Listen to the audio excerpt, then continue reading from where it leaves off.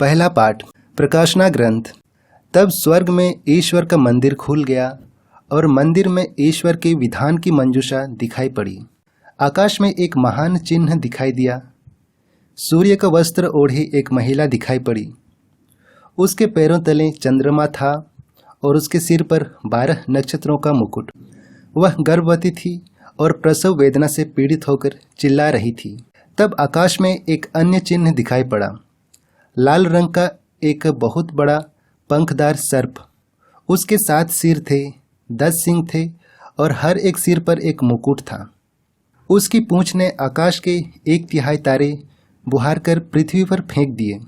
वह पंखदार सर्प प्रसव पीड़ा महिला के सामने खड़ा रहा, जिससे वह नवजात शिशु को निगल जाए। उस महिला ने एक पुत्र प्रसव किया, जो लोह दंड से सब राष्ट्रों का शासन करेगा। किसी ने उस शिशु को उठाकर ईश्वर और उसके सिंहासन तक पहुंचा दिया और वह महिला मरुभूमि की ओर भाग गई, जहां ईश्वर ने उसके लिए आश्रय तैयार करवाया था और उसे 1260 दिनों तक भोजन मिलने वाला था। मैंने स्वर्ग में किसी को ऊंचे स्वर में यह कहते सुना, अब हमारे ईश्वर की विजय, सामर्थ्य तथा राजत्व और उसके मसीह का अधिकार प्रकट हुआ है, क्योंकि हमारे भाइयों का वह अभियोक्ता नीचे गिरा दिया गया है, जो दिन रात ईश्वर के सामने उस पर अभियोग लगाया करता था। यह प्रभु की वाणी है। दूसरा पाठ कुरिन्थियों के नाम संत पौलुस का पहला पत्र, अध्याय 15, पद संख्या 20 से 27। किंतु मसीह सचमुच मृतकों में से जी उठे। जो लोग मृत्युओं में सो गए हैं, उनमें वह सबसे पहले जी उठे। चूंकि मृत्यु मनुष्य द्वारा आई थी, इसलिए मनुष्य द्वारा ही मृतकों का पुनरुत्थान हुआ है। जिस तरह सब मनुष्य आदम के कारण मरते हैं, उसी तरह सब मसीह के कारण पुनर्जीवित किए जाएंगे। सब अपने क्रम के अनुसार, सबसे पहले मसीह और बाद में उनके पुनरागमन के समय वे जो मसीह में बन गए हैं।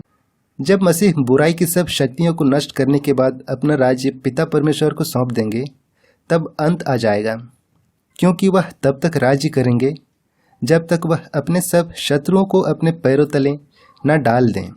सबों के अंत में नष्ट किया जाने वाला शत्रु है मृत्यु। धर्म ग्रंथ कहता है कि उसके सब कुछ उसके अधीन कर दिया गया है, किंतु जब वह कहता है सब कुछ उसके अधीन है, तो यह स्पष्ट है कि ईश्वर, जिसने सब कुछ मसीह के अधीन किया है, इस सब कुछ में सम्मिलित नहीं है। यह प्रभु की वाणी है। संत लूकास का सुसमाचार। उन दिनों मरियम पहाड़ी प्रदेश में यूदा के एक नगर के लिए शीघ्रता से चल पड़ी।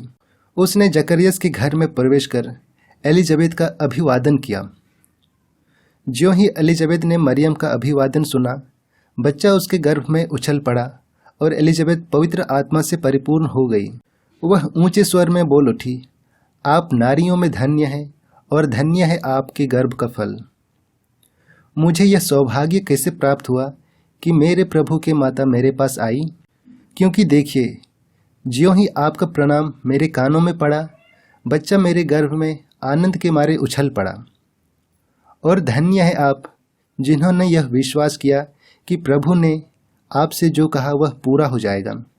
तब मरियम बोल उठी, मेरी आत्मा प्रभु का गुणगान करती है।